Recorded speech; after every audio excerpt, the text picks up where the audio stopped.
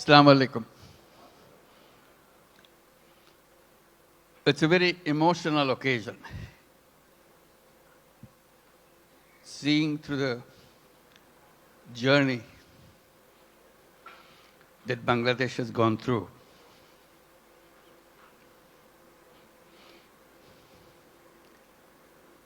The people who are just presented, they are the heroes of Bangladesh. Let's give another big applause for them.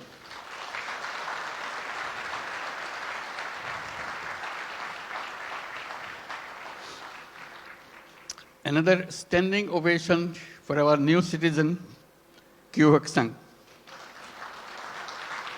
Thank you. Wonderful. His dedication, his commitment. Thank you. Please have your seat. Just doesn't have any boundary. He loves Bangladesh. He worked for Bangladesh.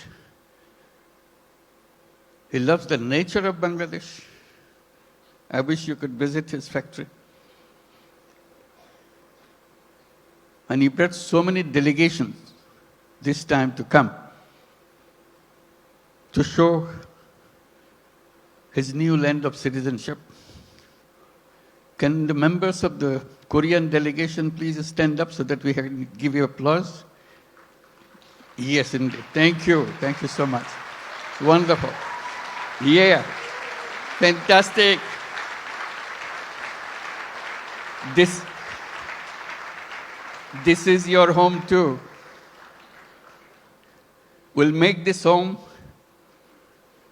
beautiful home. For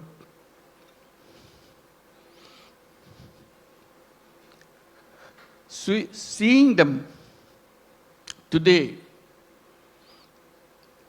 it's a journey that we have made the last 50 plus years. I was just remembering when we became an independent country in 1971. The celebration that we went through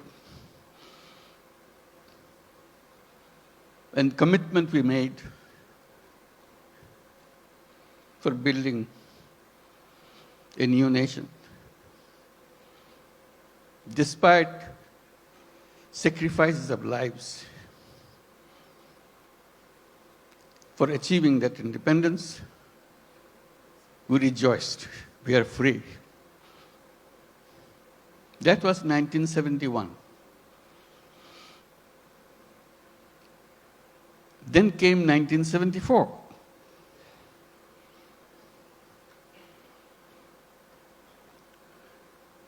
Today we are talking about 180 million people. In 1971, we were just about 1/3 of that size in population. Still the same country. 74 is a year that we cannot forget.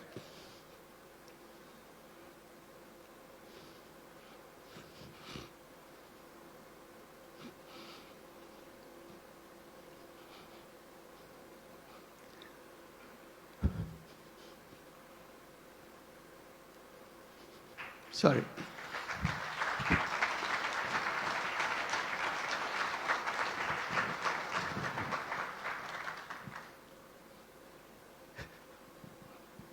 Sorry, my words. I cannot bring my word. People died of hunger. A famine throughout the country.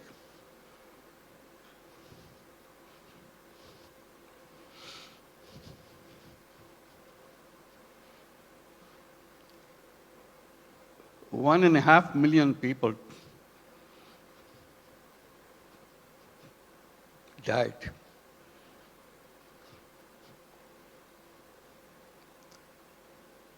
So that was the country we started with.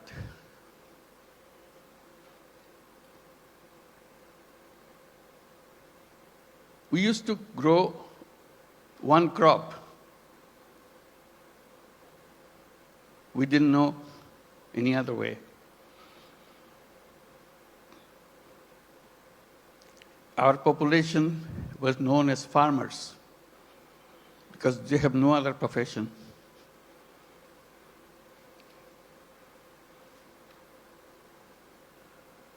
And of them,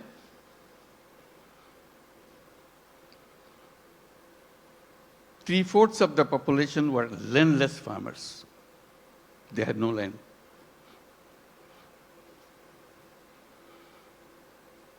They used to lease in a tiny bit of land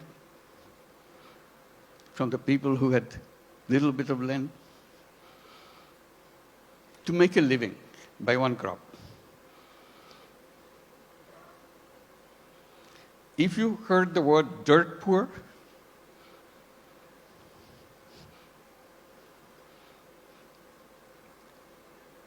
that was Bangladesh.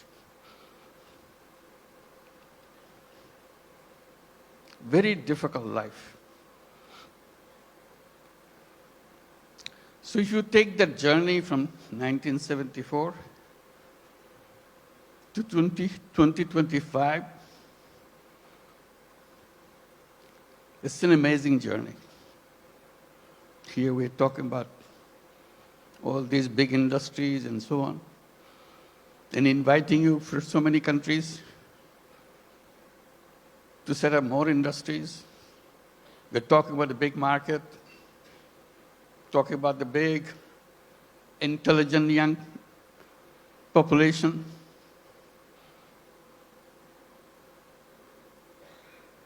That's Bangladesh.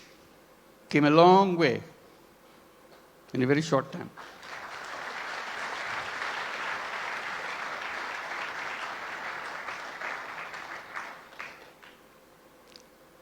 In that famine-ridden country, one little initiative came just to relieve the burden of watching what's going on.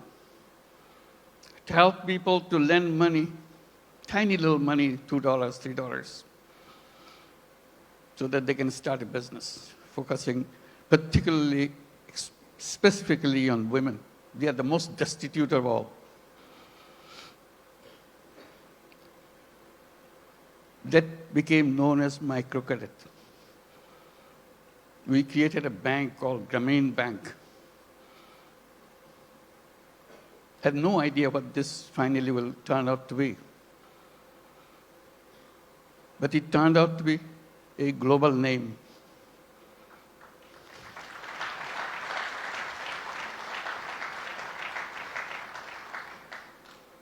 Because no matter which country you are, you have little Bangladesh of 1974 inside of you. You don't recognize it. You hide it by giving public money to them. So I always raise the voice. Giving public money to poor people is no solution at all. Solution is creating the structure, framework, will unleash the energy of the people. And microcredit was just a small effort of that.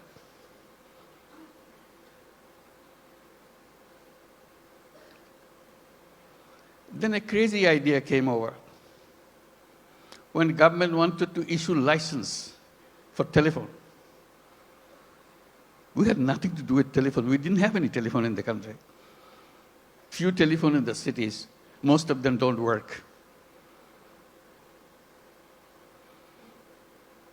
So we talked, why don't we apply for a license for telephone company? A crazy idea. Government asked, what do you do with the telephone company?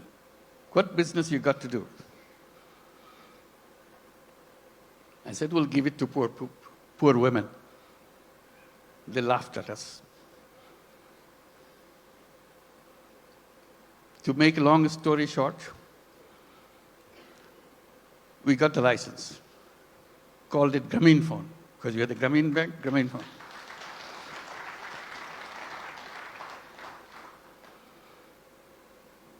Nobody wants to partner with us because we have no knowledge, nothing. Because Bangladesh is no place for mobile phone. There's no market for mobile phone. Who wants to be partner? So we knock at every door, international doors. Nobody wants to partner. Finally, someone I personally knew in Norway, who happens to be chairman of Telenor. I explained to him, can you help me? I explained why we want to do this and why we want to bring the phone to the women. He took it seriously. But the company board doesn't agree with him. They said, what, Bangladesh? We never heard a name called Bangladesh. So it's a big effort for him. The more board rejects, he comes back again, explain again. Finally, he got it through. The company assessment was, at the peak of this company, you will have 200,000 users of the mobile phone in the whole country. 200,000. And you cannot make a living on this with this kind of clientele. He told me, I said, are you crazy? It will be at least 10 times more than that. That's the way I could figure. It became the largest telephone company in the country.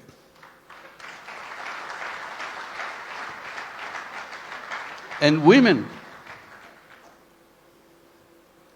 were the recipient of those telephone handsets.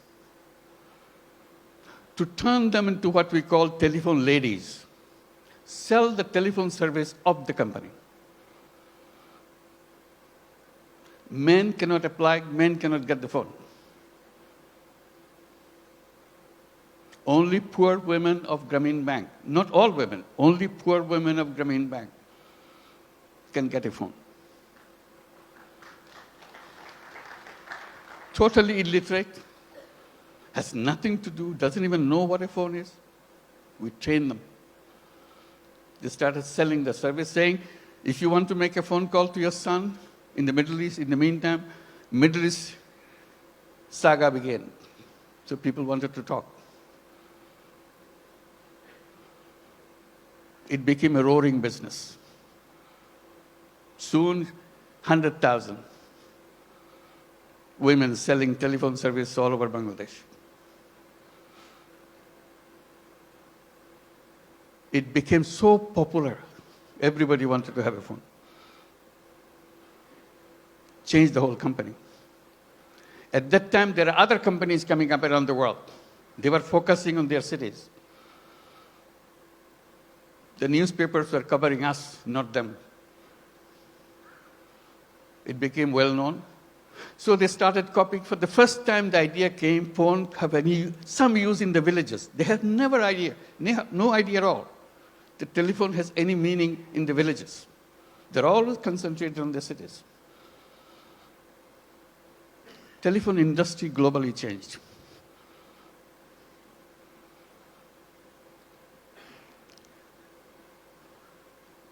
I'm narrating this story a little bit because Bangladesh is a country with crazy ideas to change the world, make things happen.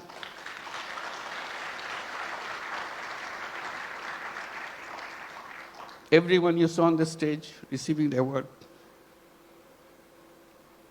has very powerful, crazy ideas and made them happen. So we invite you to join that crowd. Not only change Bangladesh by your business, change the world.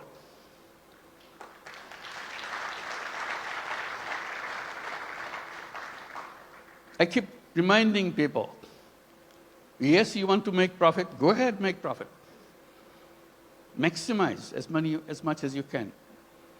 But we can add a little piece into it. Social purpose. You don't have to get disrupted by that. It's something that you can do, you have fun. Like many of you do already. So if you want to make a business with a purpose, along with the business that we do, Bangladesh is the place.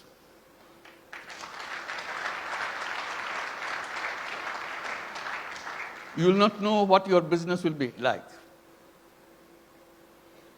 Why the whole world is following you. Why suddenly you look back, how did it happen? Bangladesh makes it happen.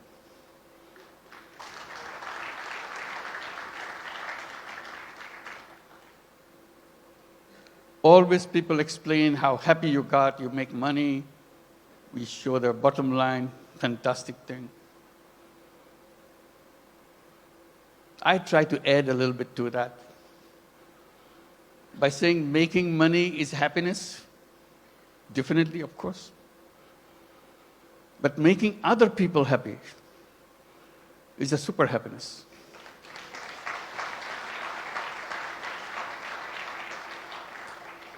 If you have business in Bangladesh, you will have both happiness and super happiness. That you get extra with no cost. You'll be proud of what you have done. Like the people who stood here felt that. Super happy. Did something which impacted in people's lives massively. With a country of famine, we're now talking about global entry to the businesses and everything. And at the same time, I'm just pointing out, which has been pointed out already, we don't look at Bangladesh alone. It is only one piece of the economy. We see the whole region, very powerful region, lots of resources. We work together, facilitate each other. It's not the business to grab everything out of you, it's a competition, you grab things. We twist a little bit. You earn money, but earning money together, changing the life of the people together, is a fun, is something that immeasurable. And each of your company can enjoy that super happiness by expanding and reaching out. Reaching out, the impact that you make, you never explored. Just a little opening. That's the magic. Changes the world. They said business is the most powerful mechanism by which you can change the world. But we are trained to focus on some so narrow thing, we miss out the world. We can try, opening a little bit.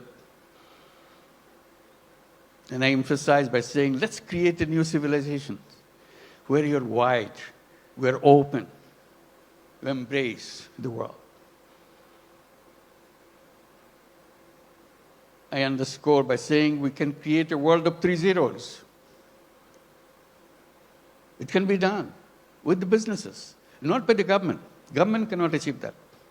That's not the function of the government. It's the function of individuals, human beings. We are human beings. We can change the world. And business gives us a big, powerful tool in our hand. And the new civilization, I say, should be a civilization where there will be no carbon emission. We can do that. That's where the business innovation comes. All we have to do is just pay attention to that side. No carbon emission. It's a self-destructive system if you allow carbon emission to continue. No wealth concentration. It's fun to make money, but wealth concentration is the most dangerous thing to a human being. It will destroy the whole world. And zero unemployment. The young people get excited about it. Because all of you are entrepreneurs, not job seekers. Think like an entrepreneur. Make things happen. And Bangladesh is a place to see that. How suddenly we are known as farmers. We're a country of farmers, landless farmers. We didn't have any land, much land, little. Only in the 70s, early 60s maybe, 60s, some crazy young guys from the universities dared to enter into something which is happening in the country because of business interest of other countries, garment industry. They said, why not us? That was the beginning of the garment industry in Bangladesh, those crazy young guys. All the first generation, some of them are already here, came out of that generation. And now moving into the second generation, you heard Naseem, the second generation entrepreneur. That's our history. In 2 generations, second generation is just the beginning. It's still the first generation going on. Tapan is here too, I saw him. Where are you? Second generation, I'm sure. So that's the journey of generations. Now, what is the third generation coming up? Are we prepared for that? That's a challenge to all of us. And we talk about second generation, we have to talk third generation a little bigger. Boys and girls. Somehow, in entrepreneurship in the past, women left out. We have some, but very few. But women are as creative, as entrepreneurial as anybody else.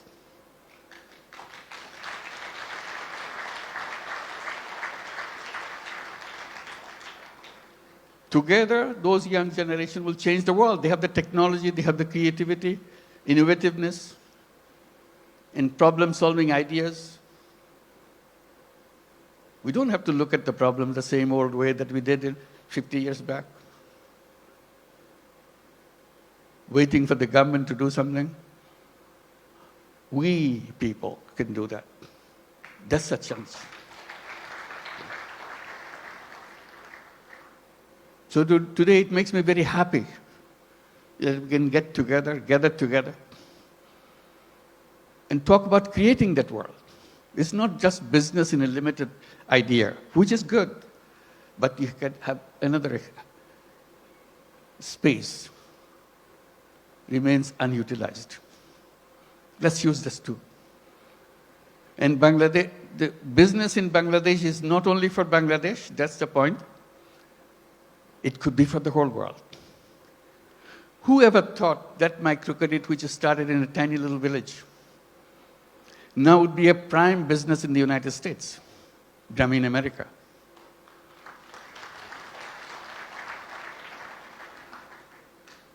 Millions of women take money from Grameen America. Loan size, in the American terms, less than $1,000. Imagine needing less than $1,000 in the United States. Such a hassle, such an impossible thing. They get so grateful that somebody gives them. Usually $500, $600. Now the whole Grameen America became annually about $2 billion a year. In the next 4 years, it will be $5 billion a year. It's growing very fast. So little things. In that sense, Bangladesh ground is very fertile. You put a little bit of seed, it becomes global.